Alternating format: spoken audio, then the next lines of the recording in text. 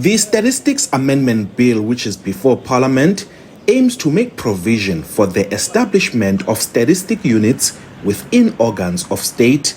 It also wants to provide for a regular census if funds are available. Currently, the census is conducted every 10 years, and there are concerns that that information can be outdated as time goes on. It will be 10 years according to current practice.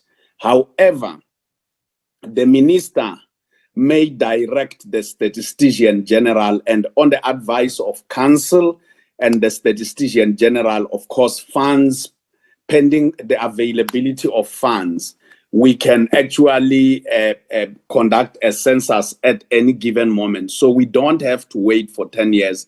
And this clause was actually built in. The Reserve Bank has raised concerns about Stats SA's refusal to provide information collected from surveys. However, Stats SA says if this is allowed, it could deter people from participating in its surveys. Any information that we share with the South African Reserve Bank chairperson takes away the identifiers.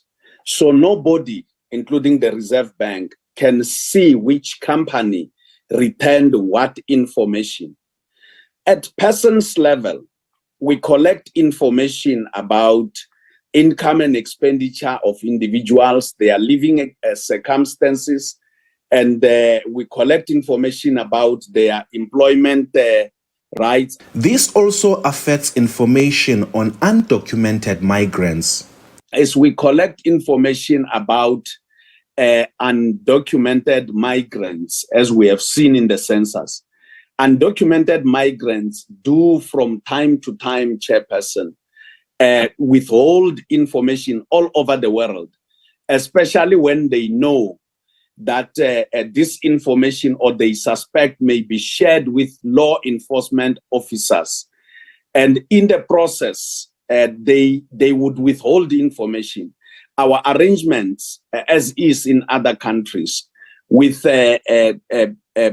people who NGOs or any other agency that represents them, is that we have a confidentiality clause at Stats SA. There are also concerns on the right of privacy of individuals. Is it reasonable to criminalize a woman who denies Stats SA access to her home?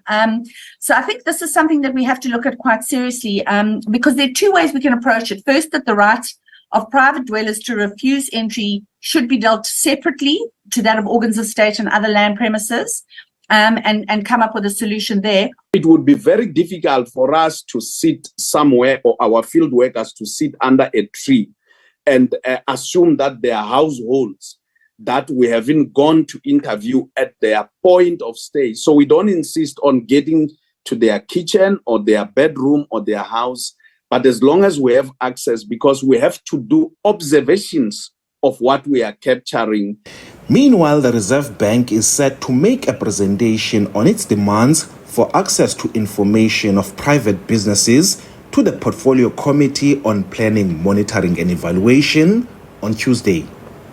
Ulilani Philip, SABC News, Parliament.